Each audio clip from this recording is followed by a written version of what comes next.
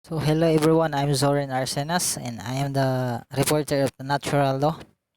So kung ihatag ang objectives aning natural law, first kay recognize how Thomas Aquinas made use of ancient Greek concept to provide a rational grounding to an ethical theory based on the Christian faith. Second, identify the natural law in distinction from but also in relation to the other types of law mentioned by Aquinas, eternal law, human law, and divine law. And apply the precepts of the natural law to contemporary moral concerns. So, asa ka ni nakuha, no? Unsa kang concepts ang nakuha ni Aquinas gikan sa ancient Greek, no, concept.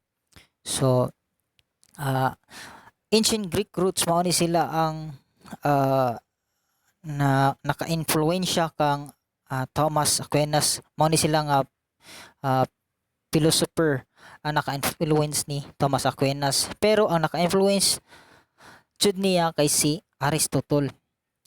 So mao ni ang precepts or principles ni Socrates and Plato argue that there was principle of morality which it was possible to discover through processes of reasoning and insight. Law based on this principle would be thus be the product of correct reasoning. So mao na ang ilhang ko ni Socrates and Plato.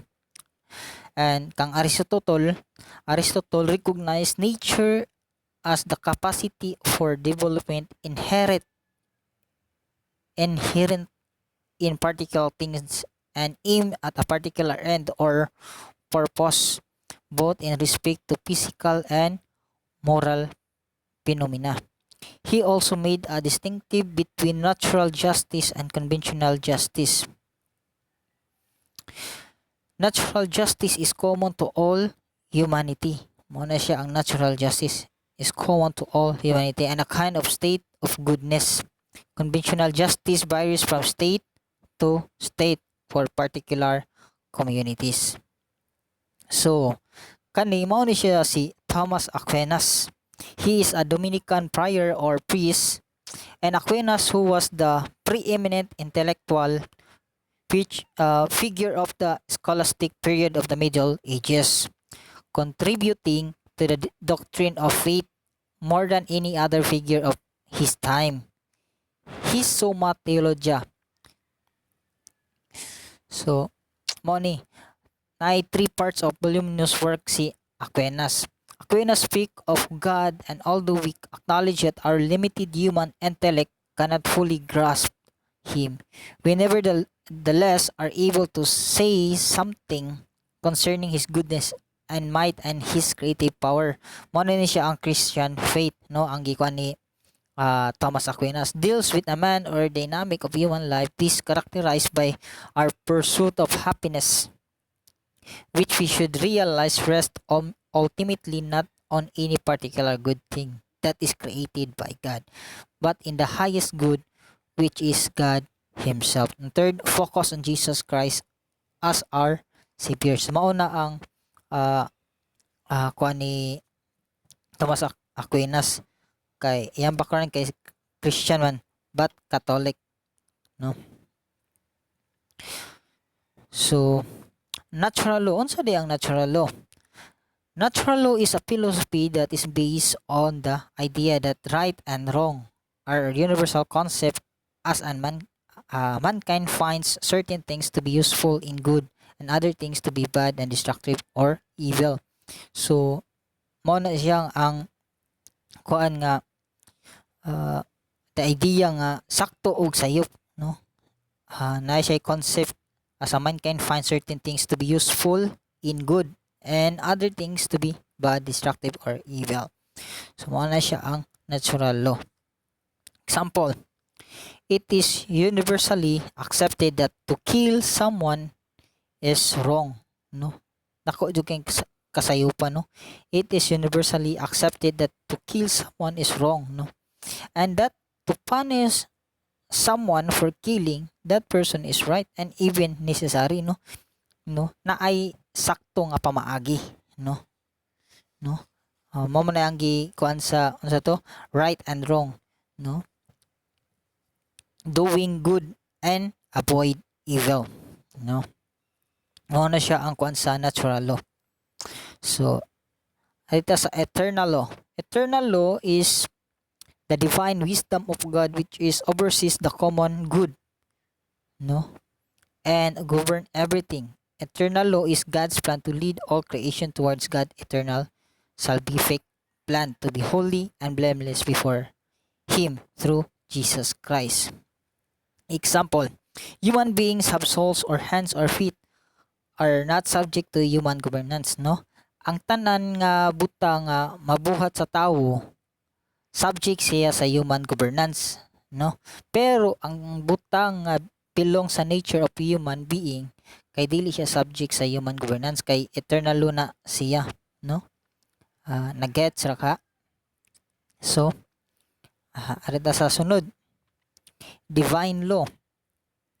Divine law is the historical laws of scripture given to us through God self-revelation. Divine law is divided into the old law and new law which corresponds to the old, new, and testament of the Bible. So mao na siya ang example is the 10 commandments. Mao na siya ang law, excuse me. The teachings of Jesus Christ. Sorry, wala na sumpay. Nawa ang Christ. But the teachings of Jesus Christ, no. So mo ang example na is katong sa beatitude, no, or the sermon on the mount. Ang old law commands conduct externally, no. Mo na siya reach humans through their capacity for fear. Law promise earthly rewards, no, social peace and its benefits, no. Ang new law commands eternal conduct, no? Eternal conduct mo na katong kuan ni Jesus Christ reaches humans by the example of divine love, promises heavenly reward, no? Mo na siya ang katong salvation, no? Then next is human law. Human law explain is the interpretation of natural law in different contexts. Natural law is a foundation for moral and civil law, no. Governs law are dictates of practical reason from precepts of natural law, no. Mo na siya ang human law. Example, the rights to be free from torture, the right to be free from slavery, the right to be freedom of speech, the right to appear, trial and due process of the law, the right to be free from cruel and useful punishment.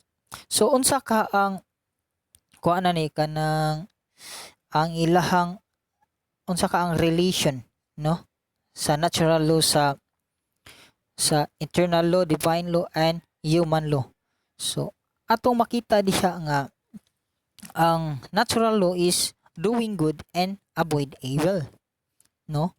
Kung moakin ta sa for example sa divine law unsa man ang sugo sa 10 commandments, no, nga thou shall not kill, no,